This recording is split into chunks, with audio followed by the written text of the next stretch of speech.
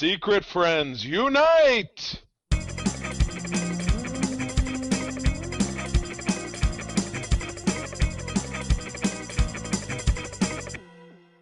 Welcome to the Secret Friends Unite podcast, episode 356. This is your guide to the geek side, and I'm one of your hosts, Todd Oxtra from beautiful Sauvage, Minnesota, joined by Charlie from somewhere on the west coast of Michigan, which people know of. The left coast, and I even brought a left coast friend with me. That would be our returning superstar, our now regular once monthly third awesome voice. That would be Katie Q. Katie, what's up? Hey, how everyone doing? We're doing. I think we're paying you. What's the rate they said? It was like in Hollywood where you pay somebody like the base rate. Wait, I'm supposed to be getting paid for this? Damn it, Oxtra, you overplayed our hand again. We're paying you in what artists say? They say we're paying you in exposure dollars. Exposure dollars. Think of all the people that will hear your voice. Yes, that's it. Smoke screen. Yes. As an artist, I don't want this. No. I've had the exposure. I don't want this. No. We are asking nothing of you, but to come on, have a good conversation. As that you pay me in me being able to get my geekness out and just vent about random things and go off on strange topics, as then my spouse doesn't have to deal with it. So it is true. It is truly its own reward. It pays itself. Yes, that's what we found out, that essentially us getting to talk about geeky things is our own reward in the world of nerd, and people enjoy it. Great. And maybe in the future we'll talk about a way that you can pay us back. But until then, we have got a really cool comic to talk about. That is Thor 356. Charlie picked this, but I'm a Thor fan. I've got a shelf of Thors. I love it. I couldn't figure out. It was a little meta. I couldn't figure out if this was not the assistant editors of the month issue, which they did, I think, a couple of years before this. But you've got Hercules and his very classic. I've never been able to figure out his strap pants. I know I've seen these before. This is clearly a fashion go before that was the thing in Olympus back in the day. Because it's just straps of leather connected together. I don't even know how you'd be able to. And how are they held up? Oh, those aren't pants. Those are thigh-high strappy sandals. Yeah. Really? I guess yes, they are. Extreme sandals. Those are some extreme sandals right there. I mean, I don't even have the words. But anyway, I felt it to be kind of meta because he does make reference to, he says, "Stand aside, Thunder God. Walt Simonson is on vacation, and so thou art." So he's tossing him out. So this was a guest artist who decided to take some license and be like, hey, Hercules is the pimp of this issue, and he's got this very 80s looking, kind of Jane Fonda exercise bunny being like, ooh, Herky, you're so godly. Oh my, wow. Setting back women's lib a good 50 years with that statement alone. So I will give you a little bit of background about this episode. This did not star Thor. It was essentially Hercules and Jarvis going out for a drink. They end up Hercules regaling basically this young fan they find, who's actually a Thor fan, about how Hercules was so awesome. So basically, Hercules is a braggart, talking about how he, took on Thor and won the day, and it was all kind of a lie. So this is kind of one of those tall tale issues. So this is inside Thor, Hercules' mind. This is how he saw himself. There was a very similar Spider-Man issue. It was not that long after it was in Spectacular Spider-Man, which was one of the shoot-offs, where J. Jonah Jameson and Mary Jane and Peter were having a drink at a bar after all three of them were involved in a bank robbery, but obviously Peter turned into Spider-Man. And they went to crime? They went to a crime happened around them. And I thought they committed the crime together. Yes, Yeah, I know that would have really been a turn of phrase, but they all recalled how each one of them ended up being the hero of the story. So I should read that, and I should read this one and kind of compare and contrast. Sounds like it'd be kind of fun. Yeah. Jackson Geis was the guest artist, and Bob Harris was the writer, I believe. Yeah, Walt Simonson obviously was right in his wheelhouse, but he got a break apparently. So we'll see. Check it out. It's on. It came out in June 1985, so this was in the golden era of Thor and a great era of Marvel Comics at that time. Katie, one thing I do want to point out: this is a Hawkeye special episode. Colors are blue and purple, yet your hair is not. Well, I mean, I have some bluish teal. Yeah, no. I decided to go with a change. I will say this actually, the green glows in blacklight, which is also very nice. That was just a happy accident. I didn't realize that the hair dye did that when I got it, but you'll know me as I get to be a recurring guest. Every couple months, my hair just drastically changes color.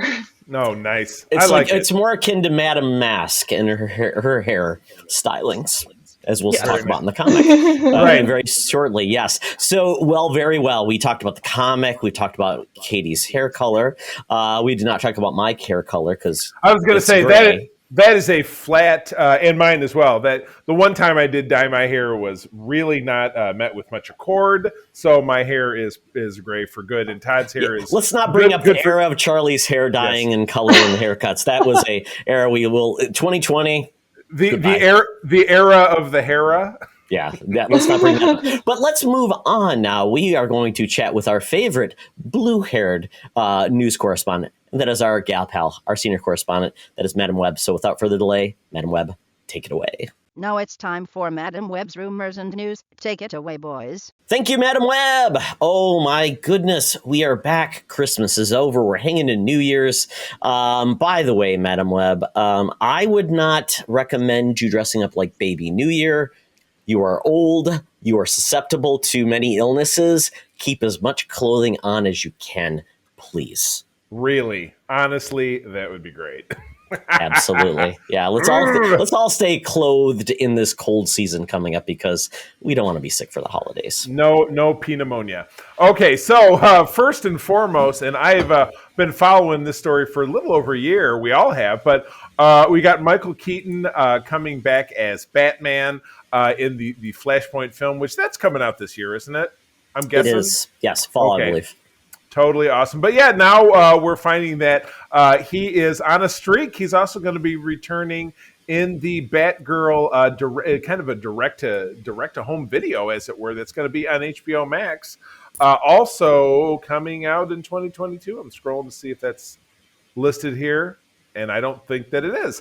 But regardless, yeah. So I'm totally digging it. So I'm wondering if that means that the Flashpoint film will kind of establish him as part of whatever the prime layout is, because I know in DC they've always been Earth 1, Earth 2, whatever it is, but Flashpoint is something that kind of twisted and turned things around, and maybe that's going to be an opportunity. I think a lot of people have kind of hypothesized there could be an opportunity to kind of course correct for the DC EU and getting rid of some potentially less desirable film elements of bad movies and what have you.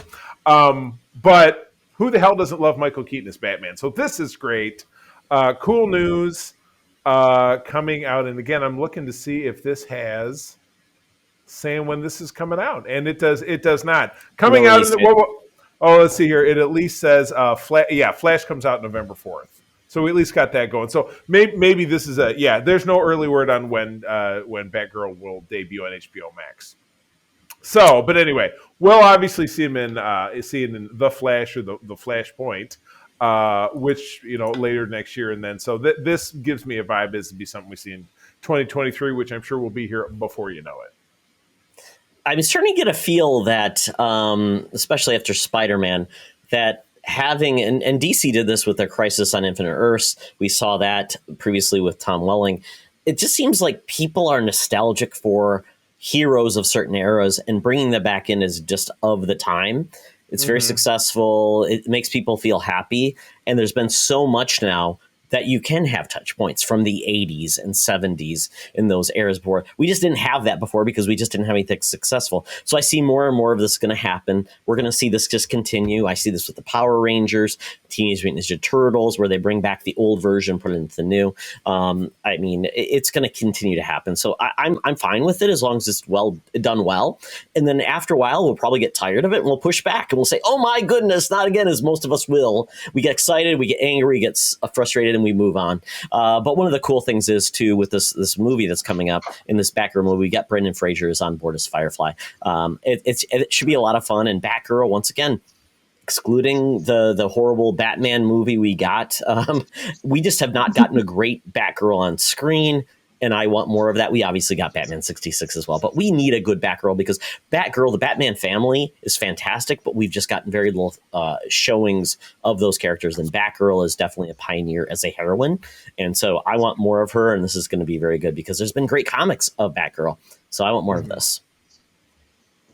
Yeah, I don't know. I'm still hesitant that we're going to get a good Batman movie that I can enjoy. And with Batgirl, part of her enjoyment is how like happy and enthusiastic she is about being a superhero, and so I'm still a little reticent about the entire Batgirl thing, just because I'm afraid they're going to try to make her dark and brooding, and she's not a dark and broody character. So, like, I'm excited to see Michael Keaton again. I love me some classic Batmans. Those were great movies. Just they were a lot of fun, and they didn't seem to. They knew what they were, and they didn't try to do anything else. So I liked that part. So we'll see. Like, hesitantly enthusiastic. Let's say that. Right. Yeah. There was. I think Charlie Evan talked about. There's a great Batgirl run from the New 52, and she had this really cool utilitarian like outfit. Yeah. A lot of like pockets and things. All pouches. Yeah. And she had like an adventure where she went to Japan. It was so well done. Very cool. I hope they incorporate that version of the character. Right. Oh yeah, well, and she even had a couple of crossover where like with Supergirl, where they have had a lot of fun together. She was really great even in the Harley Quinn cartoon. I thought she was top notch. So I think that she can be put in kind of that grisly, darker setting. But I think it's just a matter of whether or not they let her keep kind of her enthusiasm and kind of optimism for life. Right. Don't put her in the wheelchair yet. Do not put her in the wheelchair yet. Yeah. Don't overplay your hand with the wheelchair stuff. So, all right. Well, moving on, Todd, are you talking about this one? I mean, the headline alone is fantastic. This is an oddball, but it's the person involved in this makes me very interested. So apparently we're getting a Christine reboot because it's the time of Stephen King Renaissance. We're bringing all these properties back. Christine, we got a movie from the early 80s that I don't think anybody's that enamored with. So it makes sense. Maybe you could reinvent Christine, especially in the era of like autonomous vehicles, AI. That probably makes more sense than just a car possessed by a ghost.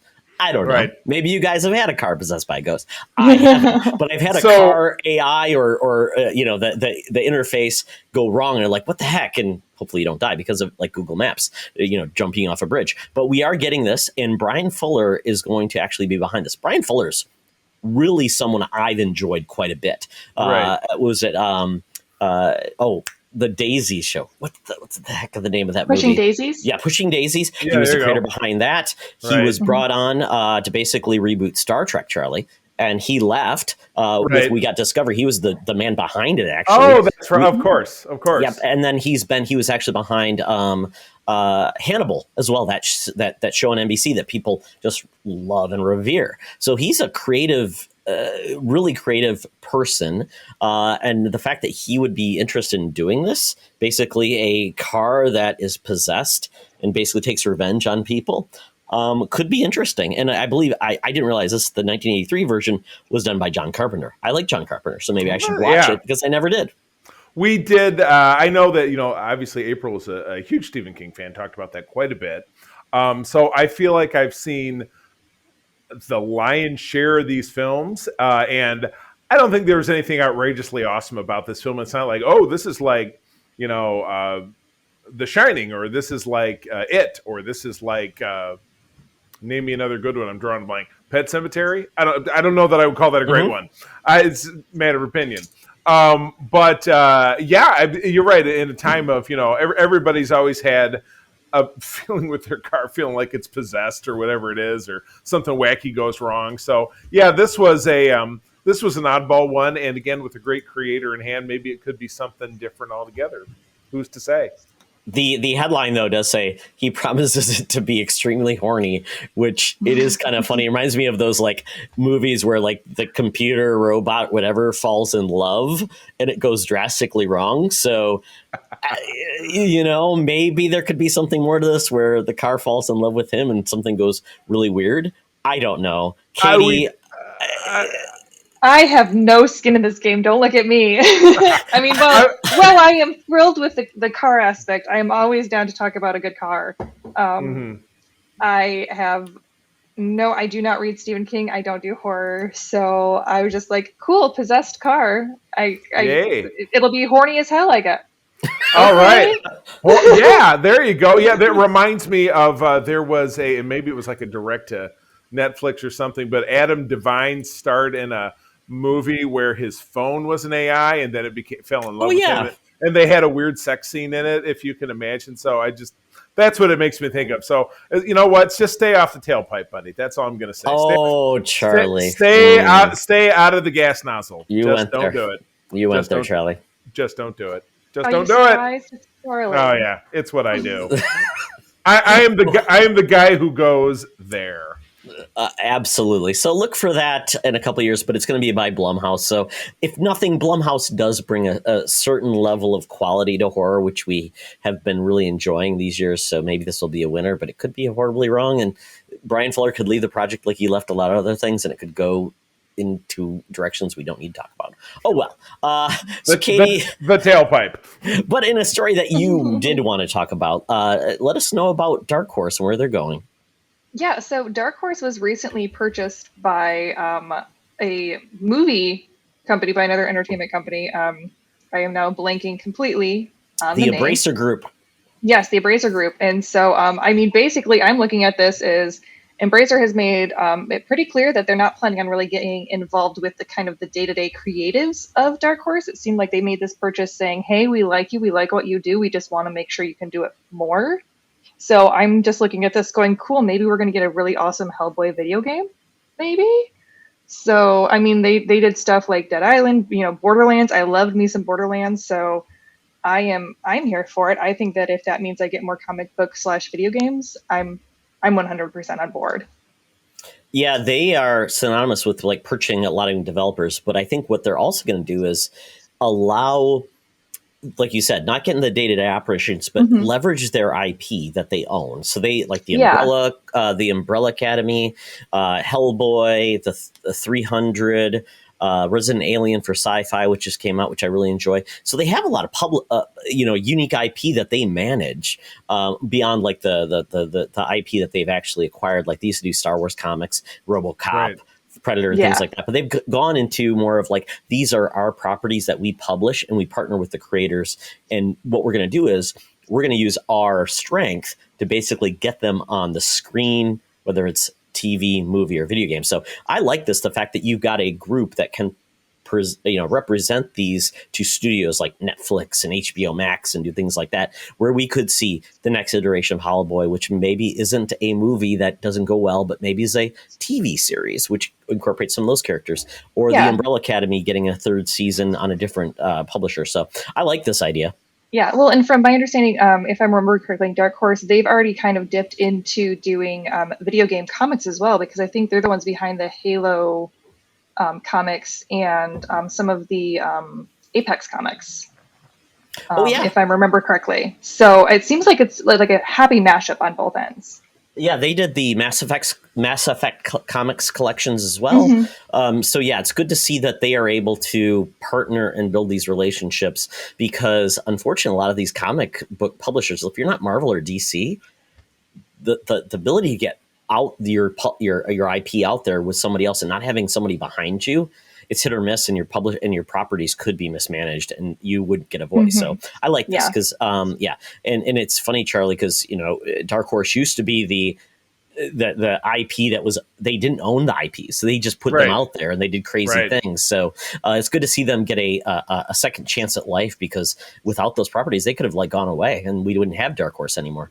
Yeah, right. Yeah, exactly. Especially in this era of the monster powers that are Marvel and DC battling for dominance, kind of what's left. And there are other, I think of them, and I think of like IDW, and I think of I mean, what's another smaller, Dynamite. Yeah, There's Image. a few others that are out there. I mean, Image is another one that's big, but once again, they are big because of the creators behind them. But I don't know. I mean, and they're kind of managed very independently basis.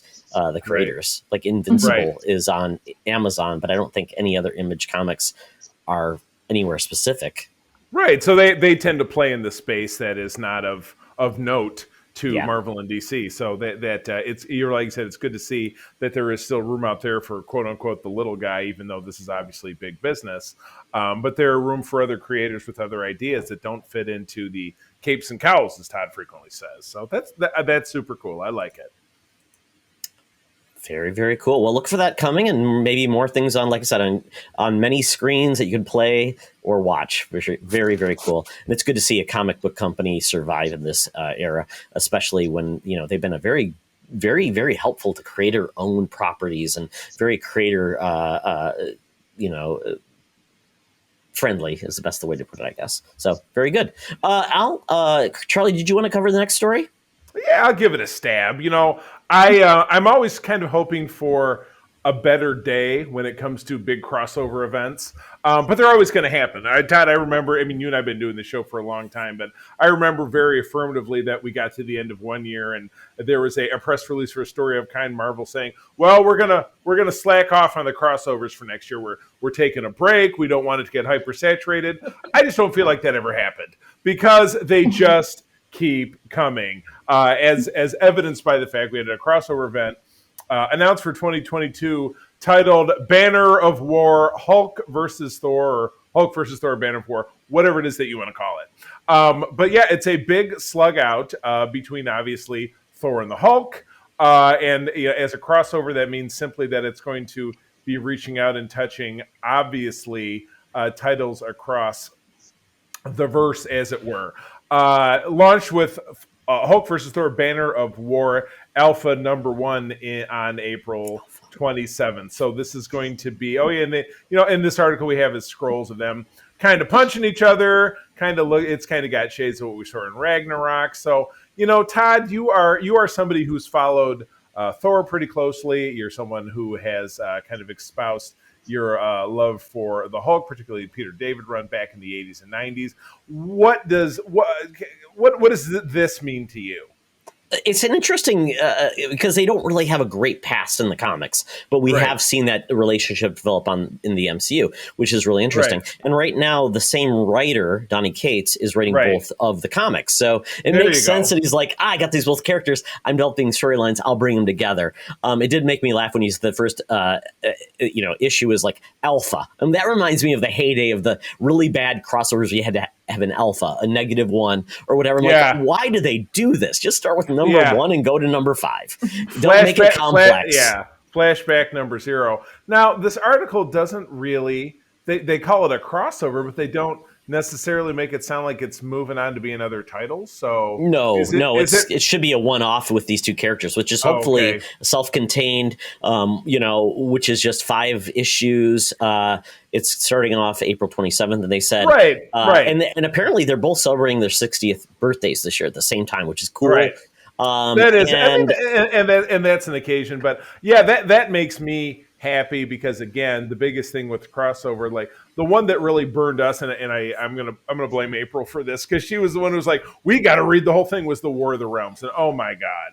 Rookie mistake, Charlie. Never read the whole thing. Never read the whole thing. Yeah, it's like just the core story. I can't believe I ate the whole thing. Wasn't that an old ad slogan from the 70s? Can't believe I ate the whole thing. That was So I think because I bought them all, I kind of made her. I'm like, you wanted to do this, you're going to read them all. And I think she finally got through it, but I think that's what finally broke my wife of reading comics because she's like, I can't do it anymore. Well, as I always say, Charlie, a simple story told in 13 parts. Right, exactly. Don't do that. Don't do that. But yeah, this sounds like it's just going to be a big old slugfest between these two characters. I'm not really sure what the status of Quo right now. I haven't really dipped back into Thor in a while. Hulk either. I know Hulk was going through some weird events, like he was undead and couldn't die and brought back. And Thor was basically the king of Asgard going from there. So I don't know what status quo brings them together or fight against each other. except in these images, it looks like Hulk has got some weird Weapon X style like gear on his face, and Thor looks pretty much the same.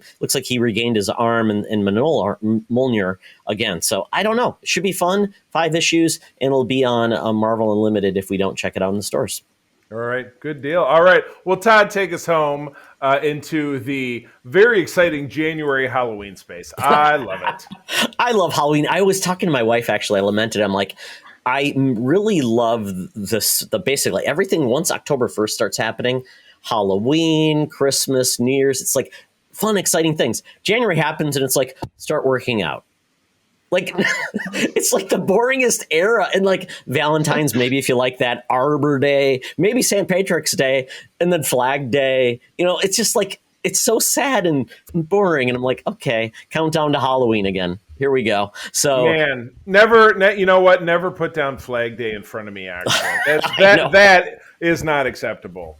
Flag Day forever.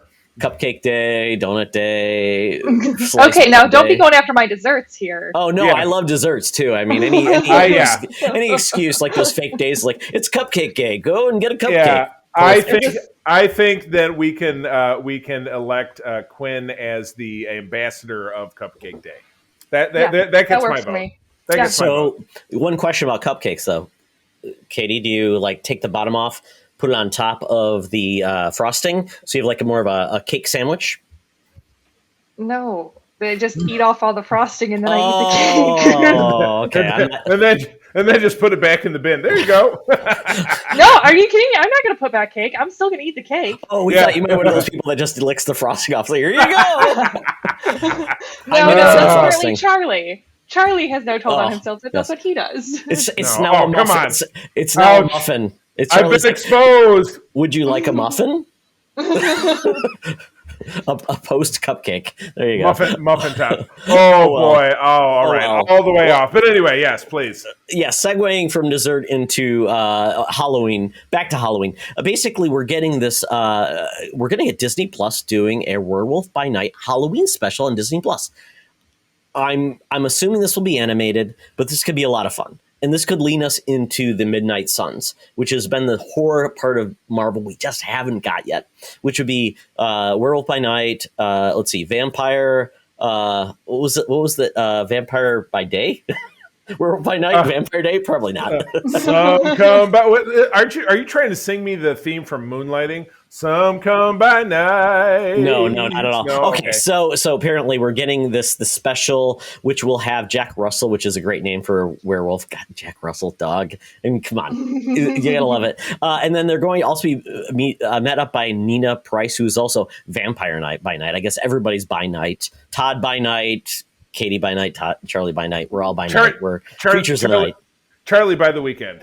Yeah, and apparently Jack's family is cursed with lycanthropy after one of his ancestors crossed paths with the werewolf and has been imprisoned by Dracula. So basically becoming allies, though, with Moon Knight, a bunch of the other characters, Man-Thing, Blade. It's so basically, and Ghost Rider eventually creates this unholy trinity of, or quintuplets. I don't know how many characters. I got the numbers wrong. I'm throwing out things. Quinn trilogy. I like it. There you go. But apparently they're going to be doing this special on Disney Plus for Halloween, which would be a lot of fun. I don't know if we'll get an CGI. We'll get a traditional animation. But I love this. I loved the Muppets Halloween special this year. It was fantastic. I'm hoping we get more of those type of things with the property. So I don't know. Is this interesting? Would you be interested in a Marvel Halloween special? And I think it would depend on where they take it because, like you were saying, Todd, Marvel has, or Disney Plus and Disney subsequently hasn't really dipped into any more of their horror stuff. So I'd be interested to see if they're willing to go, like if they're going to dip their toe in or if they're going to dive into it, because it is Disney and they, are, family values, whatever that means. So I'd be interested to see if they treat it more like, like the Muppet special where it's, all good fun games and, oh, look, Jack Russell, he's a werewolf, but he looks like a Jack Russell when he transforms. Who knows? And he has fleas, and he has fleas, and he keeps on itching himself. Yeah. I just got the reference, and I have a Jack Russell. I'm such a dummy.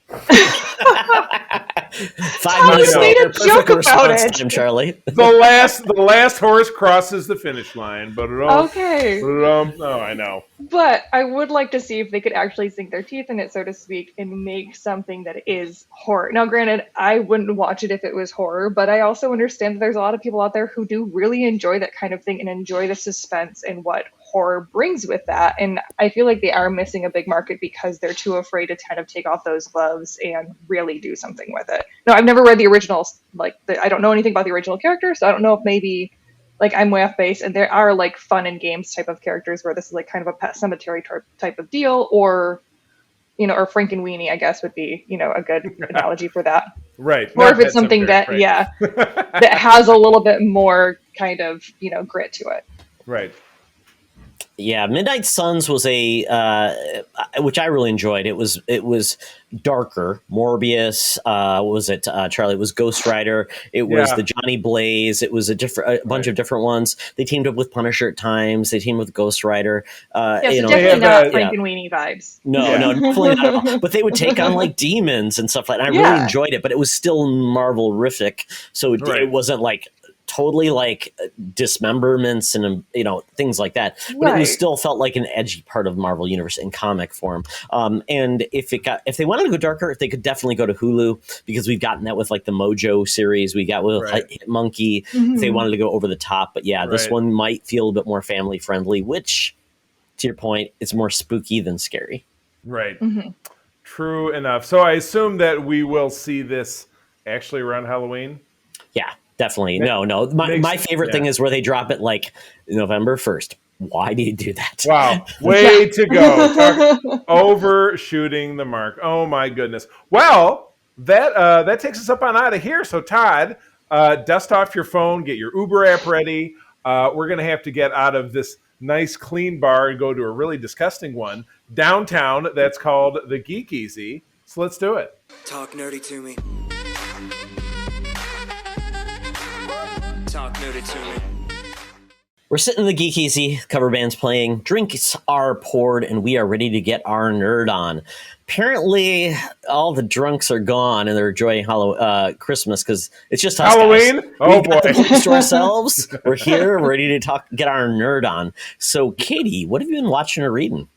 Well, I've been rewatching Clone Wars, because the last time we spoke, you had been talking about Prodigy and mentioned Ezra from Clone Wars. So I watched the first 4 episodes of Prodigy. And I mentioned this to Charlie, I wanted to throw the main character out of an airlock. And then I was like, Ezra was not this much of an a-hole, was he? I don't remember him being this much of an a-hole. So then I went back and rewatched Rebels. And greatly enjoyed that. That was a nice palate cleanser. And then I was like, well, now I have to go back and rewatch Clone Wars. So I've started that all over again. And so that's what I've been doing with that. And then I just got it. I finally broke down and I got a subscription to Marvel Unlimited. Woo! Very good. Because Excellent. I read the first volume of Hawkeye and then just wanted to continue reading the entire series.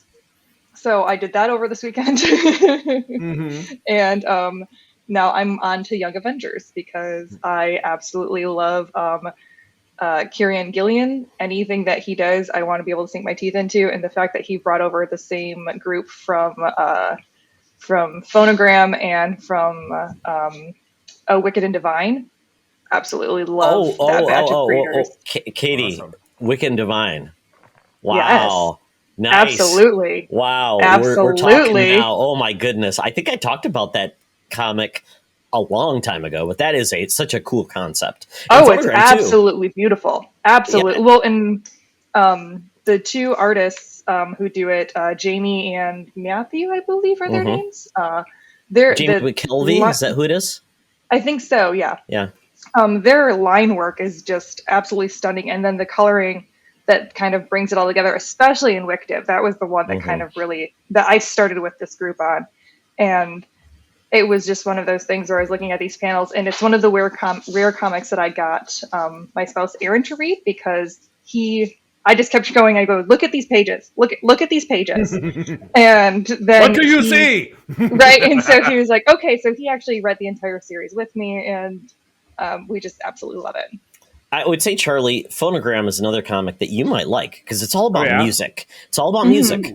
And it's all about the music, and it influences it, and it takes its own character with these characters. It's just a cool concept that it's really neat. It's called Phonogram. I think you might dig it because you're loving music, right? Because, I mean, the genres and the way it speaks to you.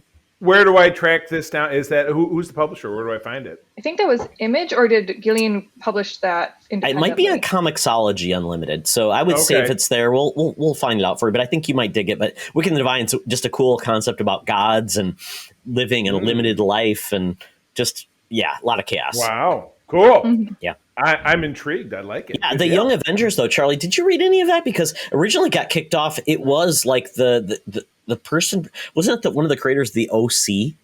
Like he was behind it, and he wrote like the first run. That was Killian, or Kieran, excuse me, Kieran Gillian. He wrote the entire first 15 episodes, I think, or first 15. Yeah, there was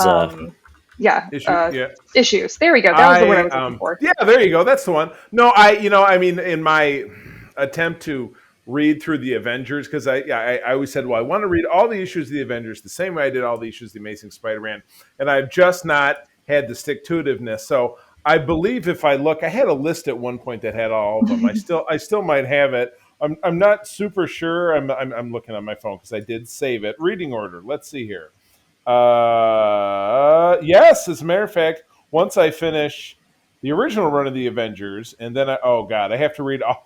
I have to read all of the 1998 series, and then I get to the new Avengers, the 2005 series. Why do you do that to yourself? Because I just, it's like I just want to say, unless I missed an issue, I might miss something. I just want to be able to. I mean, Charlie, nobody's going to reward you, and there's so many bad issues. I just like to be able to say, feel like this is bad. I've read them all. I've read well. Bad. What's bad? Who's gonna? How are they gonna know? How are they gonna know? Because Charlie, I'm going to tell them. That's how. Charlie, there are so many bad issues that you're just wasting your time. You could read better stuff. I think you need to take a break and just read the first 15 of Young Avengers. Yeah. Just please. And Katie, I'll actually say before you read this, there's an actual earlier series by Alan Heinberg who actually started it. And he was behind the OC. Did you read that version? Because it was Alan Heinberg. Not. Okay. But I was excited to, because I was introduced to Kate Bishop through Volume 1 of Gillian's Young Avengers. Got it. So that's how I kind of knew her. And so after going through the entire series of the Hawkeye series that we were reading, I wanted to then go and refamiliarize myself with the Kate Bishop that I knew. Got it. Yeah, so, it's a really cool concept, though. I mean, the Young Avengers, basically, all these characters are brought in, and they are different than you expect. Iron Lad, a bunch of other characters that take some quirks. I really enjoyed it. Really fun. Well, and then it just had a hiatus and never came back. And I'm like, are these characters coming back? Are they going to be brought in? And I really wanted them to. I did share with you, and New Avengers was not on this, the Young Avengers was not on this list. So you might have given me a reason to just throw out the baby with the bathwater here, because I look at this and it's so hard to look at. With the first line is read Avengers, the 1963 series 1 through 402, and I'm at like 358, and it's because it's all those covers that we've had recently, Todd. And they're just it's all so bad. It's all the leather jackets writing, era. Man. It's bad writing. It's leather jackets, and it's Black Widow with the lightsaber, and it's just. I need an intervention in my life, and maybe this was it. Maybe this. I think this was it. I think this was it. This is what I needed to you as friends. Charlie, you need to get rid of your Avengers list. Yeah. We're concerned for you. Spend your time on the best, because that leaves you with those good memories. So it's kind of like, instead of it's like Elton John. You don't want to listen to the albums from the 80s. You want to just jump right to, The Lion King or Duet, something in the 90s, but just leave leather jackets behind. That is an Elton John album that friends don't let friends listen to Elton John in the late 80s. Yeah. It's not allowed. It's not allowed. Life's too short. Read the best.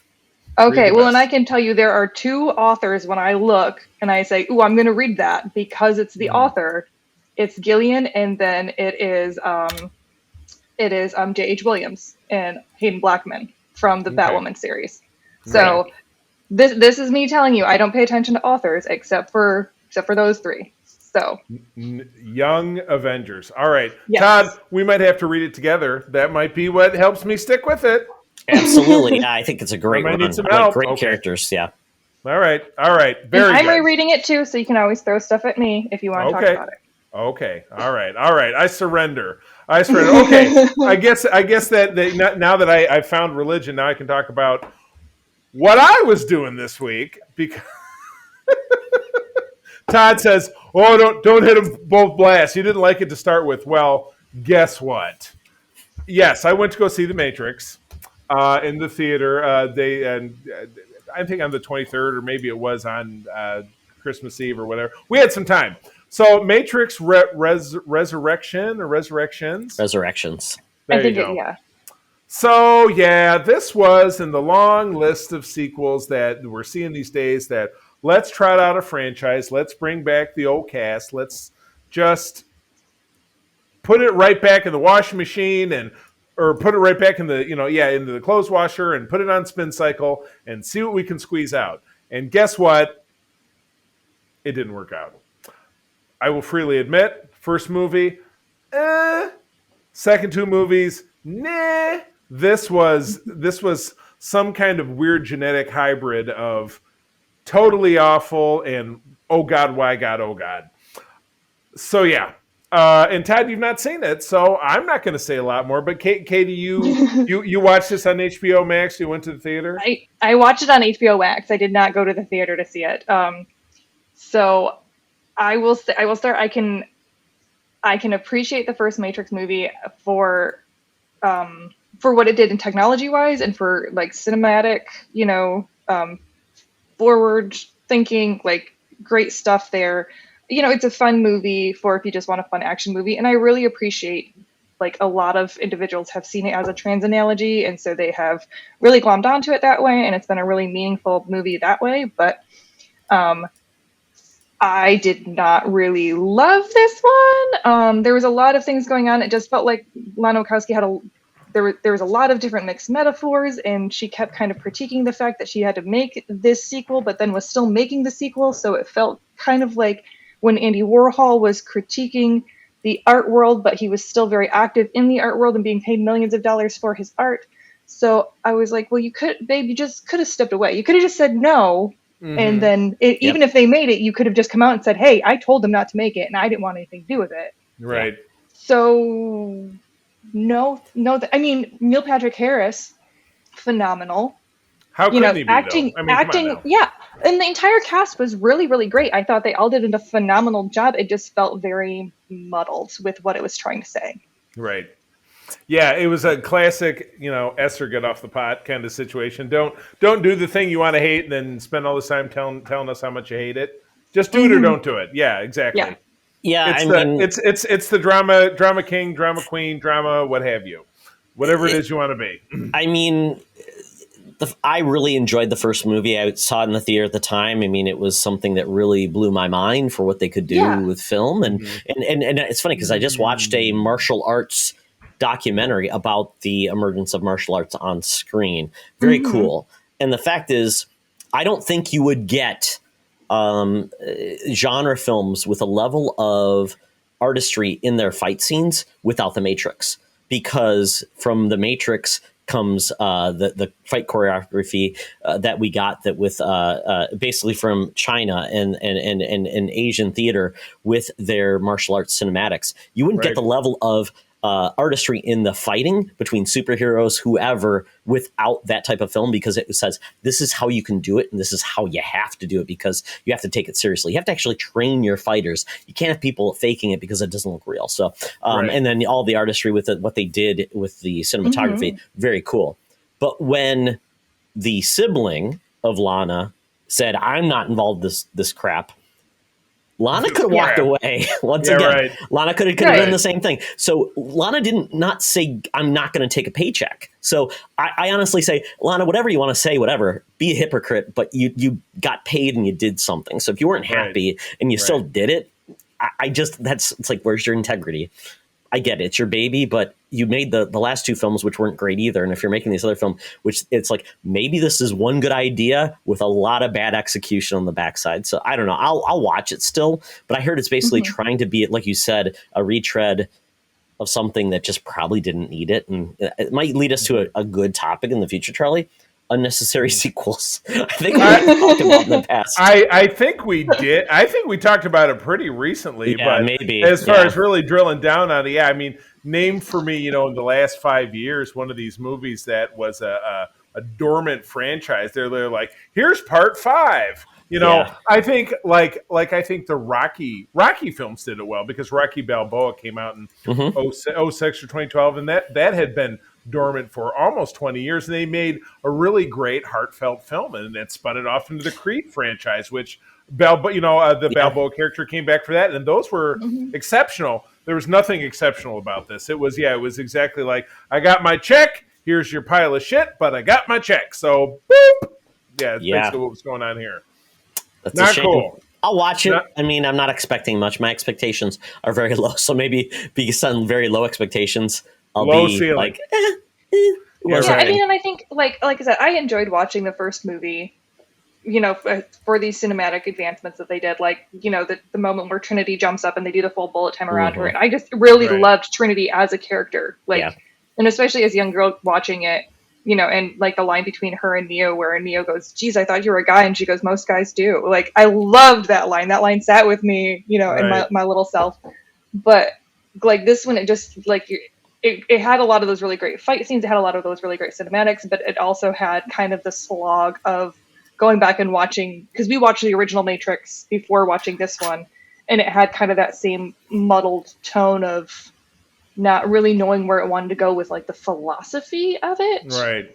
And there was a lot of back and forth with that. So it's just like, Yeah, I just rewatched The Matrix as well, and it did reinvigorate me in The Matrix. I'm like, oh, great. But I'm like, you know what? I'm just going to watch what happened in the sequels, because I knew I didn't like those movies at the time. Yeah, we did not rewatch the sequels. Here it is in 8 minutes. I'm like, yep, got it. Good to go. Awesome. Right. I don't need to watch that stuff. But what really struck me in the first Matrix was the soundtrack and how well it worked with everything too. At the time, it was really iconic. But yeah, maybe it is one of those of the time and isn't timeless, which is fine. Right. Yeah. All right. Well, cool. And I will. We're running a little long here, so I'll blast on through. But I am fully in the grips with just 4 days to go. But by the time you hear this, it will be out. Bob Fever. That would be the book of Boba Fett. Really fired up. We've not had live action Star Wars since The Mandalorian ended almost exactly this time a year ago, when we were brilliantly teased with Boba Fett taking over as the crime lord after knocking off Bib Fortuna, who was the heir apparent to obviously Jabba Hutt at the end of Return of the Jedi. This is 5 years later, and we're seeing how Boba Fett's going to lay down the law. So there's some there's some news recently that all the clips we've had essentially come from the first half of the first episode. So we've got a little tonal information. Don't necessarily know where it's going to go, but really excited for the ride. So bringing back my Star Wars love and excitement. So ready to make it happen. Can't wait till they find their baby Greedo. Oh, there's got to be something. There's got to be a baby Tusken, little Tusken. Sure, why not? There you go. Protect the baby. That's all it's about. And go to Tatooine. Always go to Tatooine. But they're already there. So anyway, hoping to be delighted and entertained by that. Excellent. Well, I'll close it up. Witcher's season 2, after a year hiatus. My goodness, I love The Witcher. Love the video game series. Although I would say only number 3. I haven't played 2. Well, I played a little bit of 2, played a little bit of 1. So I really and I've listened to a little bit of books on tape. But I love The Witcher 3, the video game. I love Witcher season 1. They are disparate because Witcher is based on the books, not based on the video game. So it's a little bit of mishmash of things, stories, adventures that happen within it, which are very cool. I really liked where Witcher 1 went, and it took some time to develop the characters, really hit their stride, find where their budget was going to land, and take advantage of that. But Witcher episode 1, season 2, really a nice self-contained story Very well done. Really loved it. It was more of a morality tale.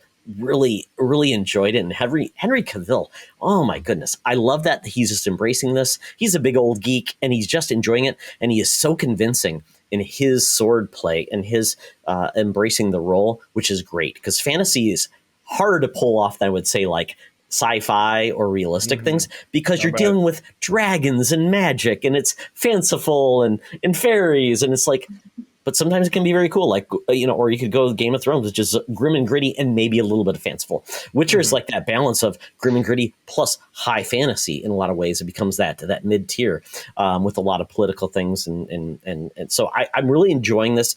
The fact that, spoilers, Ciri and Geralt are together now. It's a really cool relationship. It's like father and daughter or big brother, little sister.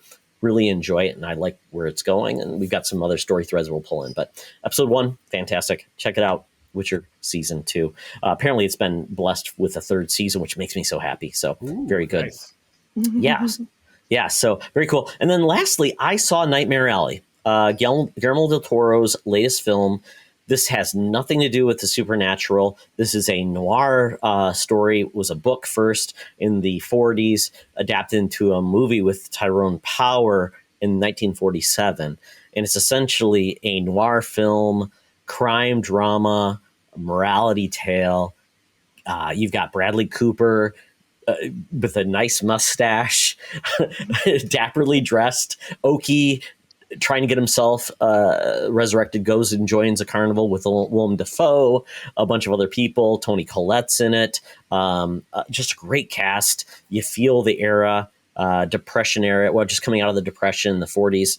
And then Bradley Cooper's trying to make something of himself. He teams up with this woman. They fall in love. And that's when you kind of see things go wrong. And you just see, you're like, don't do it, Bradley Cooper. Don't do it. Don't make that mistake. Oh, my goodness. Kate Blanchett, stop going after Bradley Cooper and seducing him. Don't do it. And oh, my goodness. It's so good. So well done, but so not heartwarming at all. But man, oh, man, they're just embracing this. It's well done. It's really, really awesome. I really enjoyed it.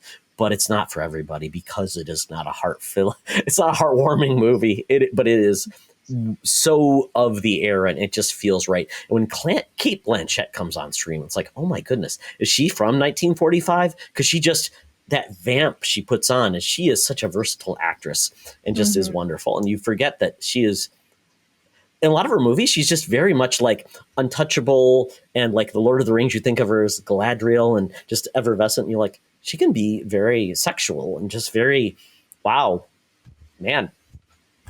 Kate Blanchett. Very subtle. Thank you. Okay. Oh my goodness. Sorry, I'm going off a tangent, but it's really good. If you've got some spare time, you want to see a cool movie that takes you in a different era, definitely check out Nightmare Alley. Oh, gotcha. And where would I watch that at? On the big screen. Oh, that's on the. You went to the theater and saw a movie? Well, and I saw it because I'm like, this may be a movie that others may not want to see. So I saw it. Yeah, I enjoyed it. You wanted to singularly support it. I commend you. Very cool. I like it. Yes. So that is it for the Geek Easy. But now it's time for us to turn to a different location. Because we all need to get away from this weather we're having. So we're going to head down to the balmy era where the mutants are chilling out, wearing the sunscreen, getting some rays. And that's the Thunderdome. Welcome to another edition of Thunderdome! Thank you, Tina. We're sitting in the Thunderdome for a topic or a game for the mutants to be entertained. And this week, we are talking about all things Hawkeye. HawkGuy, however you would like it. Why not? Especially if you read the comic or other places. We essentially now have Hawkeye, the Disney Plus series, but we have a little bit of foundation building based on the Hawkeye comic book series by Matt Fraction and David Aja, however you want to pronounce it. I've heard both, which is very funny. And apparently it went 24 issues with that creative team, which is very cool. And it's basically known that that team essentially was a huge influence on this Disney Plus series. The colors, the core story, a lot of the characters, the just even scenes taken directly from the comic into to the TV series. So it might be good to like talk about the Disney Plus series and just layer in how the comic book influenced the series, because I don't think many people read the comic book. I mean, it's going to be very limited, and I hope more people do after this. But still, I think it's helpful to say, hey, there's really good stuff that made this thing happen. Without the series, comic series, we would have not gotten this Hawkeye, which I think a lot of people are saying is very beloved. So let's start there. So we got Hawkeye. Charlie, you and I have talked about I think 3 to 4 to 5 episodes. Now 6 wrapped up last week. And we are done with the series. And quite honestly, we don't know where it's going next. So, and then we also read the comic book, at least the Life as a Weapon mini trade paperback that includes a background story with Young Avengers. They introduced Kate Bishop.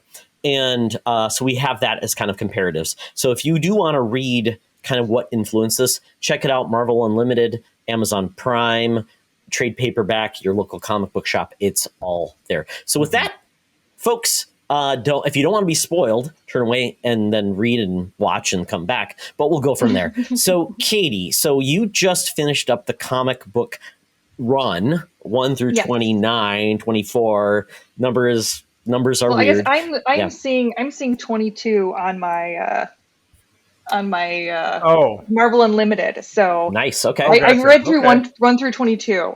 There you go. And I will say that again, backtracking, I was introduced to Kate Bishop in Young Avengers, so that was kind of the Kate Bishop I was used to, and I was very excited to see that Kate Bishop kind of portrayed more on screen through the MCU, which is what I really enjoyed. Now, I feel like where there was a little bit of a difference was the MCU version of Hawkeye felt very much as a story about Kate Bishop with Clint Barton there. This one of the comic felt very much like Clint Barton with a side of Kate Bishop. I'm very glad that they took the time in the Hawkeye series or TV series to make Kate more front and center. I mean, she's the first character you see when the first episode starts. And so that part made me really, really excited. And I mean, overall, I was a little concerned because I just rewatched the entire series over the last 2 days just to kind of keep it fresh in my mind. And I was like, am I not going to like it now? Like, is it like not going to be new and shiny anymore? And then I'm going to feel really like about it and see all of the flaws in it. And I actually had no trouble watching it through again an entire time. It was just Haley, who plays Kate Bishop, I feel like she just nails the part. She does such a great job. And her and Yelena, I want an entire spinoff series with those two. Yes, please. I could watch those two all the time. Find myself just riffing on her, just repeating stuff she says. She's like, she and Todd are a lot alike, because Todd says really cool a lot, and Elena says really cool a lot. It's really cool, Kate Bishop. And then she's enjoying macaroni and cheese with hot sauce, and she's awesome.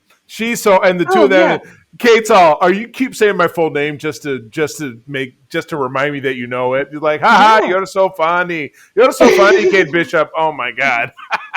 I love the fact that she has the most like Natasha from Rocky and Bullwinkle accent too. It just so brings it forward. It's like, oh my goodness. I love it. So everybody can do that accent. Right. It's so great. Well, and even just like the way that they're able to riff off of each other and just really move in her, like the costuming they did for her was so great, because every time you see her when she's like in like civilian clothes, she looks like a Russian walking around America. Like she looks like a Russian tourist, and it's so fantastic. She would not have made it on the American show that Kerry Russell was on. She would not have blended. No, she's not a blender. Not when you have that hairstyle. It's my favorite hairstyle. It was like the horse mane. It was the horse mane with braided. The braided mohawk. Yeah, I'm like, that is the best hairstyle I ever have. I'm more jealous of anything. It's like that is a horse mane in real life. I'm going to try to figure out how to do it with mine. I'm going to try to figure it out. I see a Yelena cosplay coming your way if you ever decide to dip your toe back in. I don't even know if that's a real amount of hair, though. You need a lot more hair to do. I think that's not even possible, right? That is more hair than it requires, I assume. So I would imagine the braid that she had on the side, that was an added thing. Yeah. But you could do that braid. It's just a lot of like kind of pulling and fluffing it up. It was a mohawk without anything else. It was just braided beautiful. faux hawk is what you would call that. Absolutely. Wow. I just was impressed. Totally. So let's talk a little bit about this whole Kate, because in the comic, Kate is fully formed. She is kind of considered more of a pro than Clint is. Clint is more in the comic a screw up. He's kind of making his way through it. He's kind of dealing with his DVR and hookups with Tony Stark, all this weird stuff that we see in the background. He's kind of living in this crappy apartment with the people that know him.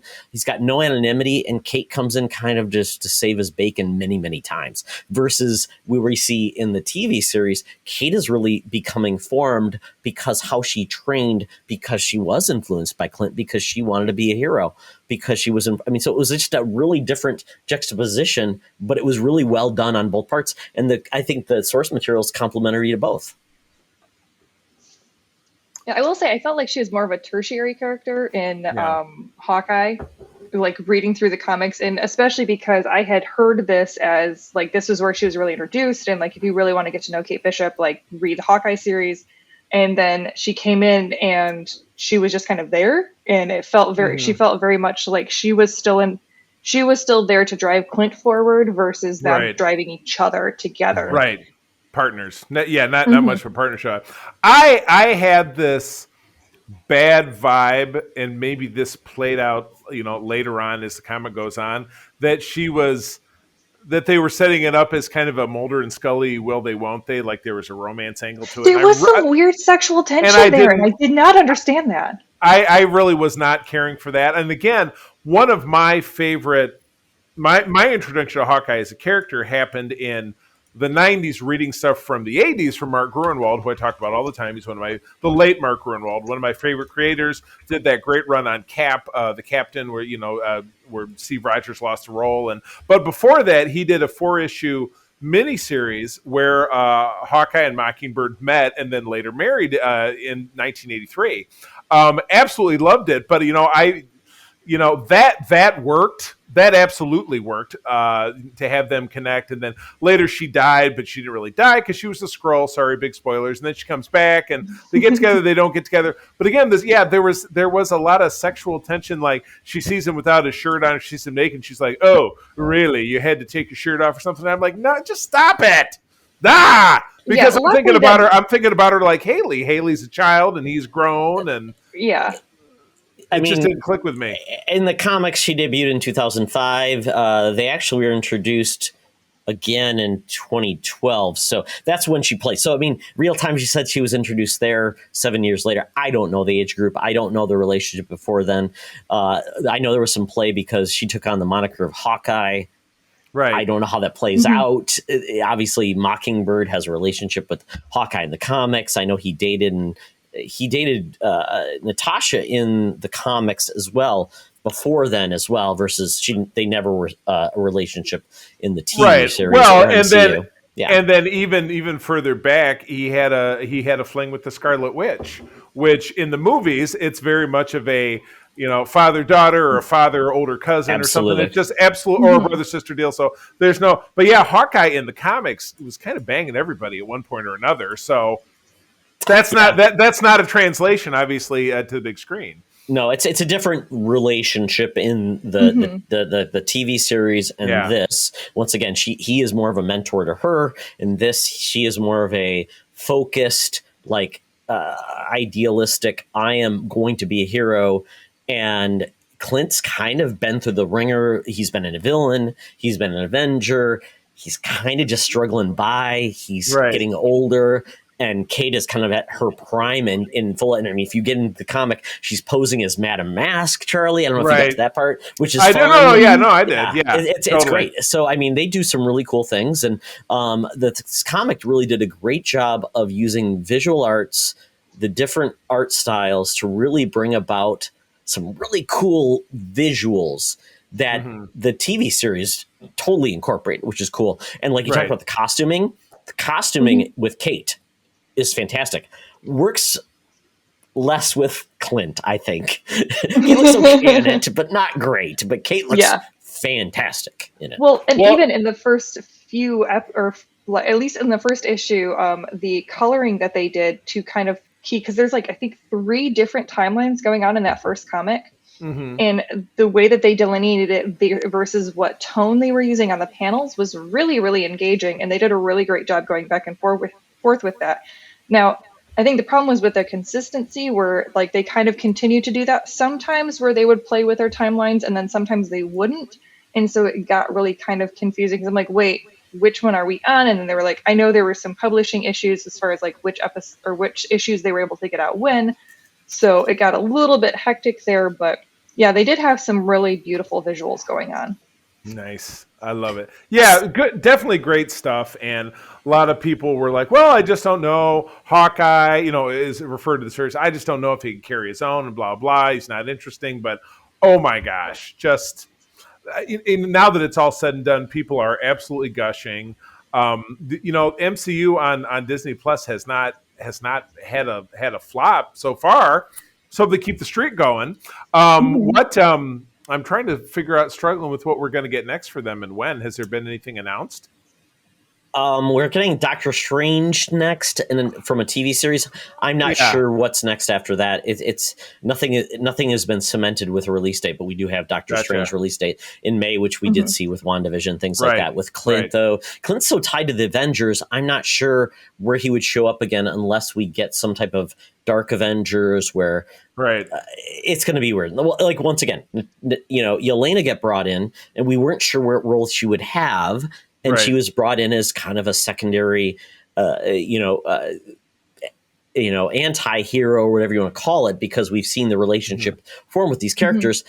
They do connect. We get a nice, I guess, cap to that conflict. So we don't have Yelena potentially going off board and becoming a Dark Avenger as we thought might happen, but we have Maya, that character. Now, Maya was not part of all of the Hawkeye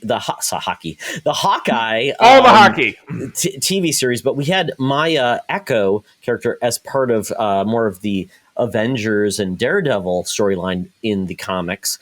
She takes a different approach because in this series, and also with Spider-Man, we got Matt Murdock brought in, and we've got the Netflix universe now as part of the MCU. Kingpin was brought in, and Kingpin and Kate had a very good fight scene. Oh, amazing. Left you absolutely wondering exactly what was the deal with the Kingpin's abilities. And April and I were talking about this when we were watching it this morning, because the Kingpin in the comics, and again, he's a Spider-Man character going back to 1967, ASM number 50, if I'm not mistaken. He's a bodybuilder. And, and of course, back in the Stan Lee era, when everybody just spoke what they thought, he would say, people think that this is blubbery fat, but I am like a sumo wrestler. Blah, blah, blah. I mean, there were no thought bubbles. Everyone just spoke. And that was, swear to God, go back and look at that comic. That is an actual line of dialogue from that. But yeah, in this, he gets hit by a car, shot in the chest with an arrow, bunch of explosions, and he's the bunch of explosions is the ones that hurt him, because obviously after they have their big fight and he's crushed her arrows and they're laid out all over the floor, she does the famous fling and sets it all off, and there's blah blah blah. That's what takes him out, but he still escapes. But then he meets his Waterloo at the end when he again bumps into Echo and or does he? Right. Well, he's got. But again, so I said to April, I said, do you think he has the serum? Did he get the super soldier serum that you saw these cats running around with in Captain America and the Winter Soldier show? I don't know. Kingpin has always just been he's never really had powers, but he's always just been one of those guys that could really take a beating and give a beating. It was one of those where he was supernatural without being supernatural, because from my understanding in the comics, he does get shot in the face by Echo. And he just goes blind. He did. He did tear the door off. He did tear the door off the car. Normal people can't do that, though. Well, and again, even really super strong, bodybuilder. If you were a bodybuilder, could. bodybuilders can't tear doors off cars. They can bend the door, but because of the way it's built, they can't do it. I think there's something more to him. Because, the biggest issue with me is how Eleanor blasted him with the car, and he flew through the window through the wall into the building. He would have broken bones. And he just gets, and then also, he gets shot in the chest with an arrow, and it's always, I know Hawkeye has said in dialogue of episodes that at a certain range, an arrow shot hits harder than a bullet. So that would, and it looked like it hit. I'm trying to hit in his chest, like right here. So it would have gone through his lung or something. But I do feel like there's something else going on with powers. I just don't know. I don't know, because in Daredevil, I mean, he took a real pounding from Murdoch too on quite a few and survived quite a few things. And like, I honestly, I don't mind if they don't give him superpowers, just because like that's always been his vibe, and there's something that's just kind of naturally unnerving. And I'll have that suspension of belief, just that this is just a really big, strong, angry dude. Right, and it's all adrenaline. Could be, It's just I always thought when they brought in, if they did bring the Netflix characters, they would have to adjust their power scale. Because Daredevil in the Netflix series would have a hard time taking on, if he has a hard time with ninjas, taking on like extra dimensional people, he wouldn't survive because he didn't have heightened things. And I think what they're going to do is adjust their power levels.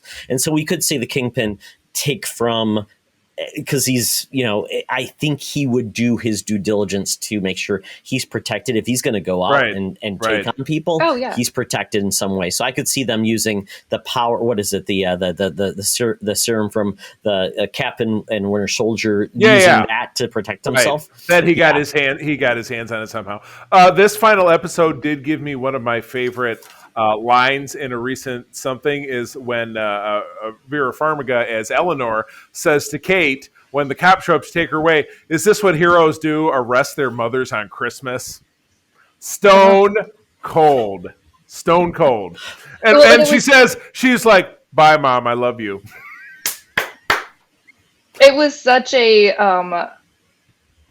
beautiful, like, mother-daughter type interaction too, of that like quiet, like, underpinning, and it just like, for me, I was just like, oh, ouch. I mean, it's like, you literally killed a dude. Yes, of course she called the cops. Like, this is a total normal thing to do, and yet you're guilt tripping her for this. How is this happening? You're like, can't you just get your broom and sweep it under the rug? Isn't that what we do? That's not what heroes do. They arrest their mothers on Christmas. I would pick this up and drop it, but I don't want to make a noise. Clunk! Drop that mic! And Jack got, he was the red herring in all of this, because we thought he was going to be the sword master, and we get him redeeming himself, having a good old time, and we got obviously the LARPers having a good time. So it was a good supplemental cast. They did a good job of bringing everything together. Echo, faced her demons. We don't know, the bullet went off. We don't know what happened to Kingpin, if anything actually occurred from that. And Echo has a long, I'm really cool that she got brought in. She's actually a deaf actress. And the fact that, she gets to have a role and really act using sign language and interacting with others. Very cool. So, I mean, this is a cool series. Going too. Yeah. And we'll see how that goes, because I don't know a lot about the character, and a lot of people won't. And where does she go? What are her things that she connects with, and what will she do next? So that's a cool open door. That was like, would anybody have ever thought when Echo was introduced in the character in the comic, she would be on the silver screen? And that's the wonder of like all of this.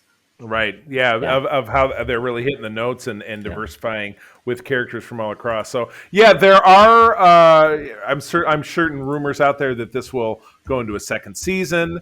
Are other of the Disney shows being announced as the second season? I know that Falcon/Cap Winter Soldier is going right into a film.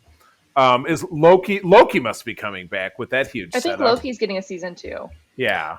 Yeah, not everything, but specific ones will get a second season. Yeah, and we'll see that happen. And with this, isn't What If getting its second? Yeah, totally.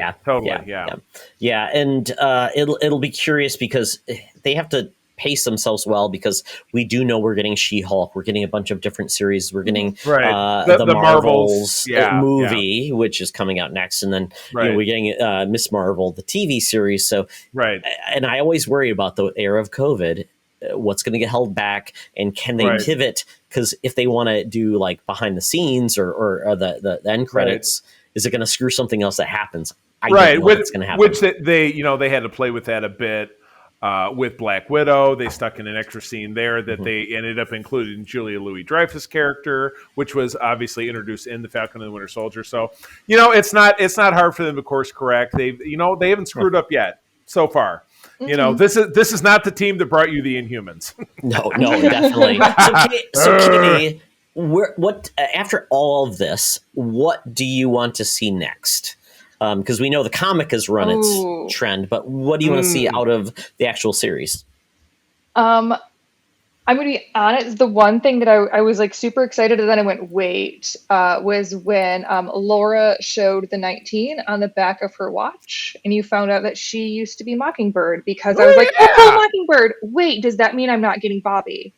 Because if that means that she's that iteration of Mockingbird, am I not going to see, Bobby Morse on the silver screen or even on Disney Plus or something? Because I absolutely love Bobby. So that's something that I'm still hopeful, with fingers crossed, that I will get some sort of iteration of Bobby. Right. But or if, again, with everybody different names and stuff, is Laura actually Bobby, or does it, what does that really look like? Yeah. That's kind of what I'm hoping for, is maybe they separated her, made her own character, and then Bobby is going to be coming in some other fashion. Right. It could be like James Bond. 007 Mockingbird. Version. Mockingbird is a Black Widow, because she's trying to, Clint wants to spin Hawkeye into Kate having that title, which she does. So what's in a name? You're an agent. It's pretty cool. I was satisfied with Laura, because otherwise it just kind of didn't make any sense. Like, Clint's this trained Jack Bauer kind of killer, but he's got a wife and a family, so it makes a hell of a lot more sense that he married her 20 years ago. They met and married 20 years ago. She's in the business. And she's in the business. Yeah. But now, but she's super retired and has been since, she gave birth to their oldest child, and she's always been retired and been the homemaker. And then he finally, after, Age of Ultron, said he was going to retire and came back. And then, and now he's looking to retire again. Yeah, I would just like to see something more for Mockingbird than just being, a stay-at-home mom. Right, exactly. I would like to see a next series where Hawkeye is the guy at home taking care of the kids, and this Mockingbird goes out with Yelena and goes out with Kate. And that would be very, very fun. I'd be down for that. I'm down. Yes. I'm down. Absolutely. That didn't even cross my mind, but now I'm totally down. Totally Why down. not? That's awesome. It could be I don't know, what is it? Yelena she's Widow, Mockingbird, Hawk. They could be like the Birds of Prey. Don't say it. Oh no! If anybody comes up with a catchphrase for these three fantastic assassin ladies, let us know. The cat birds. There, you got it. The cat birds. There's no cats involved, Charlie. I mean, it's I do insect. think. Yeah. I do think they're definitely setting up for a Young Avengers. I mean, we've already seen Kid Loki. We've got Kate Bishop now. They've already talked about America Chavez. Like, it seems like this is where we're going. Ironheart is going to be introduced. Right. Yeah. We're going to have Miss Marvel. You could put Peter Parker into this if you wanted to, if they expanded it. I don't know how that relationship works. Or maybe Miles Morales. Other characters. Exactly. Miles Morales, finally. Well, we'll see. Sony controls don't say anything about Spider-Man. Don't say anything about Spider-Man. I haven't seen it yet. Well, then you clearly skipped our last episode, which is just fine. Okay, all right. So we didn't get a stinger at the end of this episode. We got more of the Rogers the musical. I can do this all. Sorry. It was okay. I muted myself. Yeah, it was okay. It was Hamilton if Hamilton was terrible. There we go. Exactly. Reminds me of that Spider-Man. Spider-Man! Turn off the lights. Turn on the dark. Yeah. Turn off the dark. Yeah. Not great. So we're there. So let's not review well, I mean, we can review both the comic and the Disney Plus series. So what's your score on the comic trade paperback? Charlie, go. It was a fun, super cool departure. I'll give it 9 out of 10 trick arrows. I thought it was okay.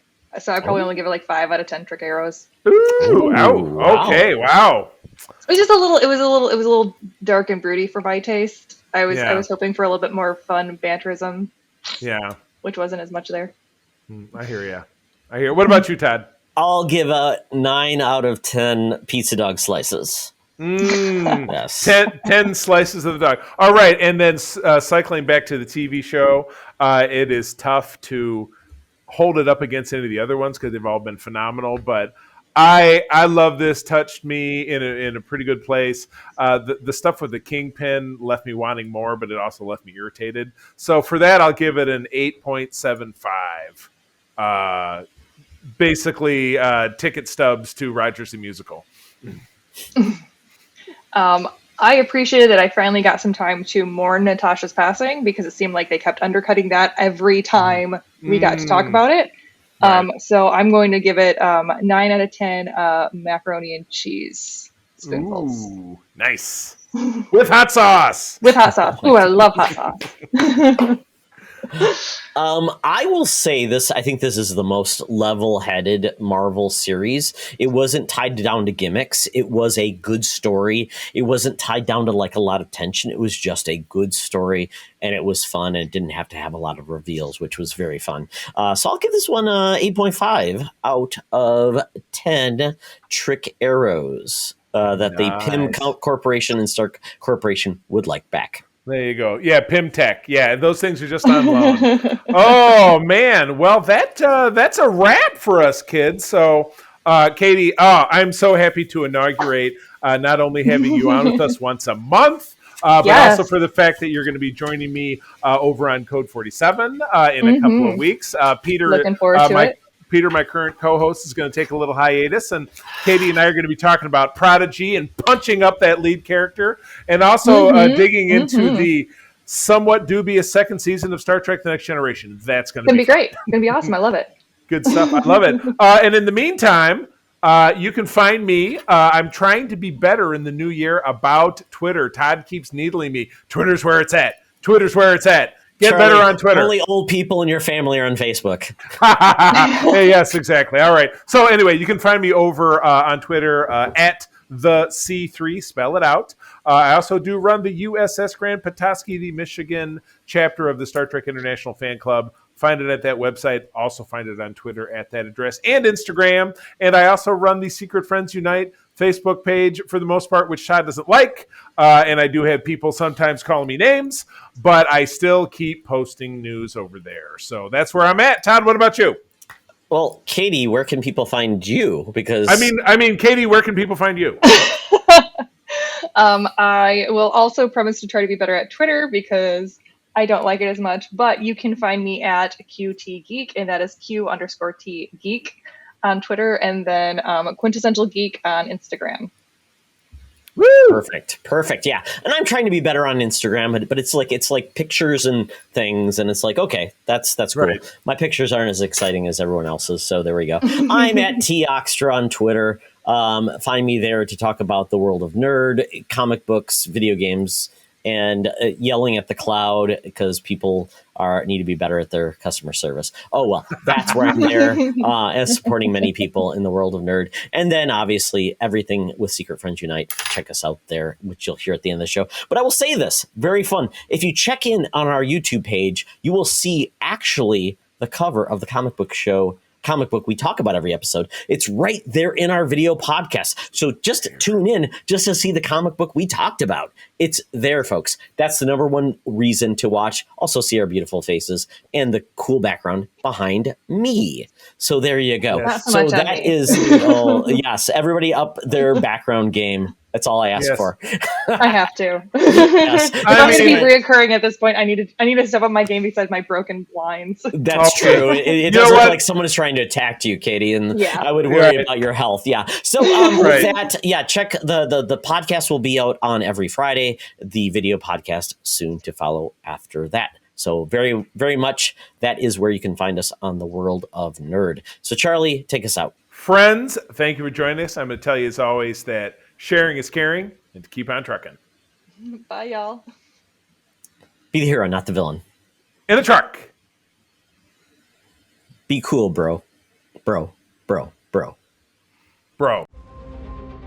This podcast is part of the Secret Friends Unite podcasting network. Visit secretfriendsunite.com for more great shows, articles, news, reviews, and more. Secret Friends Unite podcasts are available on Apple, Google, Spotify, and other podcast services around the world.